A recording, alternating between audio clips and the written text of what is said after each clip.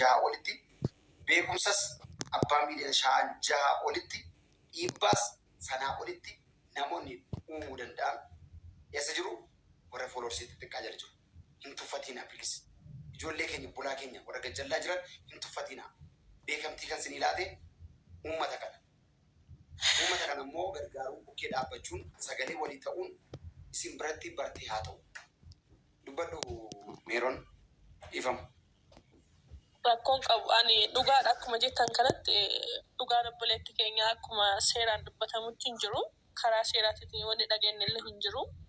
Yoo hadhaa'u akka hin dubbatamin guyyaa 3 torbaan duuba hin dagatamoon miidiyaa kana garmar jechuudha. Kanaafuu oduu giseen hin deemin wanni hundi waa'ee qabeenya ishillee waa'ee gargaarsaallee waa'ee dhugaa ishillee amma kan dubbatamuu qaba. Akkuma beekamutti gisee gondooma hin dagatamu. Ajandaa wanni biraa dhufa kan boonii hin dagatamu.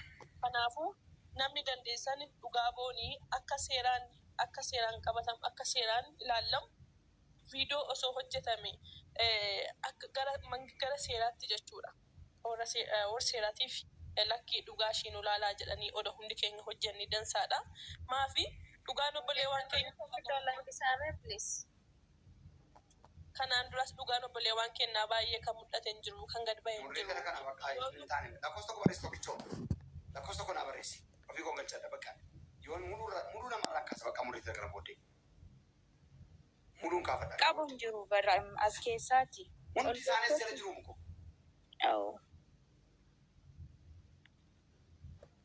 Hunduma isaanii taate kaasiiti ati ofii mana kee gaggeessi akka ijoollee xinnoo nun godheen asirratti nu sassaabdanii. Seeraan namni yaada baafatu yaada isaa wantoota jedhu namoota baay'eetu keessaan bakkeetiin taa'ee dhaggeeffachaa jira. Gaafa namni tokko haasa'u wal jalaatiin haasa'inaa dhaggeeffadhaa. Ati garshi mucaa sana barreessaati isheetti godha haa ergatu. Tokkicho lakkoofsa tokko barreeffadhu. Wayaa babaa darbadhu. Taroonni kun nama meeqaa jala jira bara? Hangalchuu didanna. Soddoma muduu isaa jira. Muduu isaa ture jira. Manni gaaffii garaagaraa gaafataa jira. Viidiyoo ishee maal ishee kana kanaafi. Wantoo barbaachisu kennaa fi Hamza. Uummanni gaafa inni barreessanii gaafa gaafatanii barreessama sanaaf ibsa gahaa kennaa fi maaliif as jala taa'anii kan isaan eegan gaaffii kanaaf deebii barbaadu gatii ta'eef deebiin isaa immoo simbira jira laatedhanii dhaggeeffachaa jiru gatii ta'ee fi deebii kana gaafa kana siniif hinnaa. Amma kana gochaa jirredhaati waan irra geessan uummataaf ibsa irra deddeebi'aati. Mindinno akkaawuntiin viidiyoo ishee inni gubatee jechaa jiru ibsa kennaa kanarratti tokkichoo fi Dr. Hamzaan. Ara isin dubbadhaa isin nuti waa hunda dhaggeeffadhaa. Ani akkuma keessan akkuma keessanii waan argame immoo itti deemnaadha malee amma nuti hunduma isaa isin dubbadhaa waa'ee viidiyoo sanarratti sobii keessan haasa'aa. Isti tokkichoo immoo dandeessan hojjechaa. Maal amma jechuudha. Akkuma dubbannetti dubbiin kun ammoo don jallifamin amma gisee kana wanni hundi dubbatamu keessattuu karaa teeleetiin karaa chaatiitiin dilata ta'uu danda'a. Garuu karaa teeleetiin wanni baay'een argatamu hin argannan eeyyaadha akka hojjechuudha. Kun yoo akkam ta'e yoo viidiyoo hojjanne namni achi keessa jiru yoo nu gargaare namni boonii jaalatu namni obboleessa qabu namni obboleettii qabu yoo achi teelee san keessa ta'e akka isaanitti yoo nu gargaaran argachuu dandeenya. Waan tokko argachuu dandeenya jechuudha. Teekistii homaa karaa chaatiitiin wanni jiru wanni dhokate akka hin dhokannetti. Wanni shiidhaan jedhamu wanni elooshii jedhamu hundi haadha ishiitiif kennamuu qaba. Yoo dubbanne kun yoo nu callisne namni ishii dubbatu hin jiru. Haadha miidiyaan kun torbaan tokkoof yoo wanni biraa dhufe ajandaan biraa dhufe booniin hin dagatamti. Kanaafuu odoo ishiin hin dagatamin wanni ishii odoo jalliseen kan dubbachuu qabna. Guyyaa hadhaa guyyaa boru guyyaa 3 booda dhuguma isiniin jedha hin dagatamti. Kanaafuu qabeenya ishiin eloottee kaleessa listiroota ragdee waan ishee hadha fittee asiin baate wanni kun hundi haadha ishiitiif kennamuu qaba. Nama biraa miti namni biraa ittiin eloonne namni biraa galee nyaate malee kan itti eloon jiru. Saniifuu hundi keessan karaa teeleetiin seerri odoo ulaalu. Seerri nu laaluu qaba. Karaa seeraatii fi karaa teeleetiin wanni baay'een nuuf sirra. Wanni baay'ee tokkichoo galchi yaadde please. Isa tomdaan akkaawuntii kee maaticha jedhamee yeroo Profile ka yun kayo. First, hindi mo koy.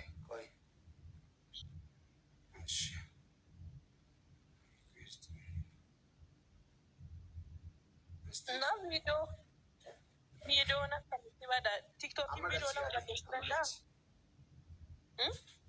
kami TikTok video ko kichootini maaliif gashuun dadhabame maayinni networkii dabal shoyya profile iyyuu qayyara ture beekteenni koy yaadeetiin galcheera yaade kottu galinatti namoota gaggalchi bakka ofii kee kunoo ergateera gashaashi tokkichoo እሺ ቆይ ዶክተር አካሞል ተነጋራ ጅርታ ኪንግ ገለተረቢ ስላው ስነገፈታ ቱሬ ኔትወርክን ባየነ ረከስነን እንግዲህ አንበዮ ያዴ ተቆሺ ካንጋፊነት ተየተቆ ጅራቤት ታገ ካንድረስ ኬሳነሲ ሲኤርጌትን ቱሬው ስለሞ mana caalu keessatti immoo haasaa turame tokkichoonis waa haasaa tureewu. Inni amma viidiyoo nama irraa badeera kan jedhamu sana bilbilli ishee bilbilli abbaa manaa ishees bilbilli kan booneesi mana haadha ishee mana kireessite sana jiraa jee haasaa ture.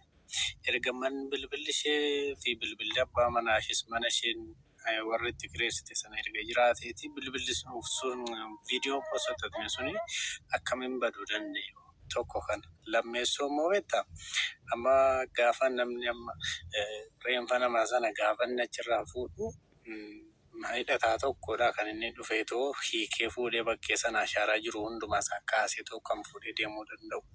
Namni sunoo gaafa sana akkam ta'eetiniidha kan isaan dagatame gaafa sababiif iyyuu wanta tokkoof wanta barbaachisuuf iyyuu waan sana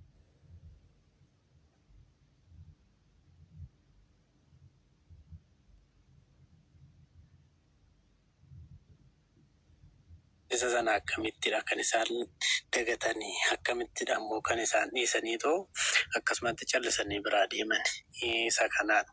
Inni sadeessoon immoo beektaa wanta hundumti isaayyuu suutaan otoo deemsaan beekta amma achitti waan sana haasaa turan waan baay'eedha beekte hunduma isaayyuu dhaamsa kan itti dhaamaa turan sababa mucaatu balleessee mucaatu ajjeesee mucaatu akkas godhee jechaa jiru.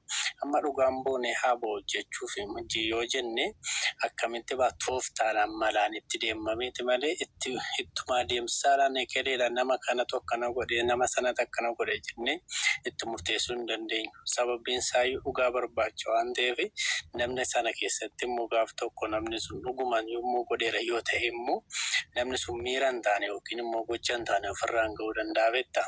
Sababa sanaaf jecha haala keenya jecha keenya sana immoo hunduma isaa ilaallee gara fuula duraatti otoo itti deemneeti bareedaadha kan jiruun yaada qaba beektu.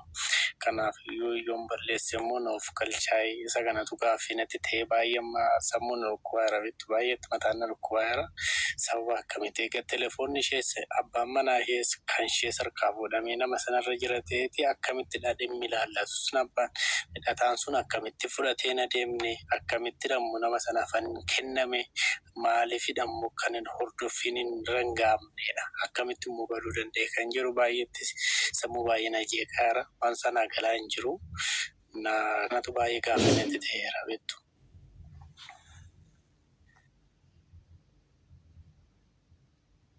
Jira haasa'e nu bira jira ijoolleen warri gajjallaa jira maqaan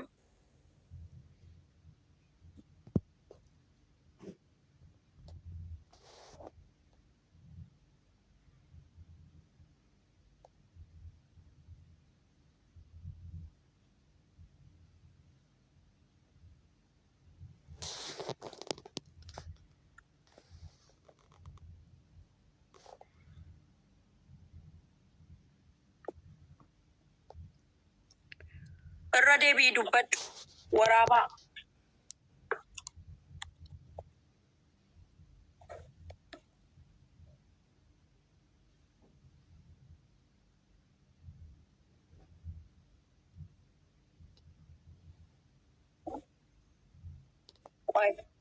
Hundi keessan callisaa asirraati. Aggamaan jiru malee aggeeffadhaa eenyu gajjallaa kana warra jiru Fuula isaan ergaa jirtu si piroofaayilii. Ishi. Piroofaayilii ergaa jirtu tokkichoo. Hamza. Bakka mucaan kun bakka unumatti taayimu warra sirraa waraabaa.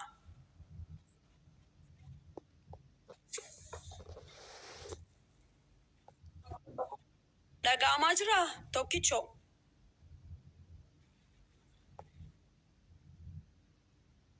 Tokkichoon neetwoorkiin qabu dhaggeeffadha. Kunoo daayirektii illee sagalee isaa hin hojjetu. Neetwoorkiin qabu. Dooktar Hamza. Gurraachee taa'aa jira miti sooyyee. Gurraachee taa'aa jira mucaan kuni bilbilaan dhaggeeffadhu Hamza. Miira keessaa naa bayal tokko fayyisuuf tokko ajjeesuu hin qabnu. Haxaqaa tokko baasuuf tokko du'uu hin qabu. Sigalee mucaan kuni yoon du'ee jedhee dhaamsa dhaammachaa jira. Akka qoosaatti hin ilaalinaa. Warras jala jirtan hundi keessan iyyuu quba qabaadha.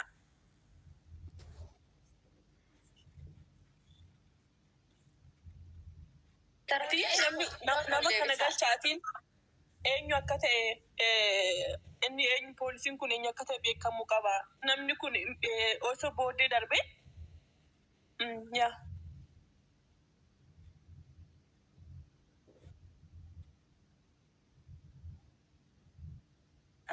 Miira keessaa ba'a, tasgabbaa, boo'i keessa waan tokko waan godhutu hin jiru. Kun warra rakkoo qaban beekte warra rakkoo qaban kan akka jechaaru haqni ishee akka hin baane warra fedhanii beeku.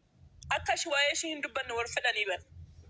Kanaan qaras bar haqa keenya dhokataa ture ammas kun akka ta'u bar kan godhamaa jiru. Waa'ee ishee dubbateef miti waan biraan balleessine bar. Kanaafuu bakka yoo namni hundi keenya darbine haa darbinu garuu haqa keenya haa dhokatu akkan madda akka ishee haqa ishee kan baane ta'aa jira.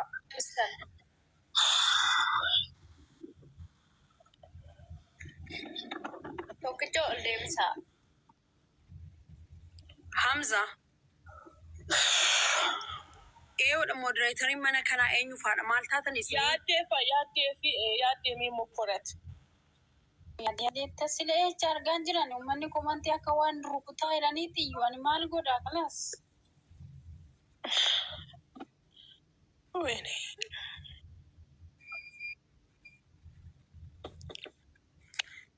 Dhaggeeffadha warri kun agaa jirtu warra sirraa waan akkasii dhaggeeffadha boo'icha minaamin asirratti akka hin dubbanne. Immoojii boo'ichaa dhiisaa tiktookiin biraatiin bakkee keessa ilaalaan jira.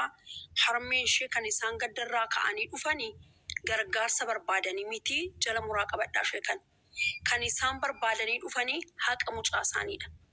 Haqi mucaa ammoo akka hin baanee fi afaan namoota hundumaa luugamameera. Ishee kana dhaggeeffadhaa sirriitti. Maaliif gaddarraa ka'anii dhufanii warri jettanii farankaa keessan kiisii keessanitti gaddeeffadhaa. Arraba keessan nurraa qabadhaa.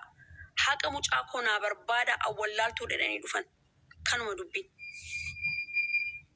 Tokkichoo deebisaa lakkii akkamitti wayine rabbi.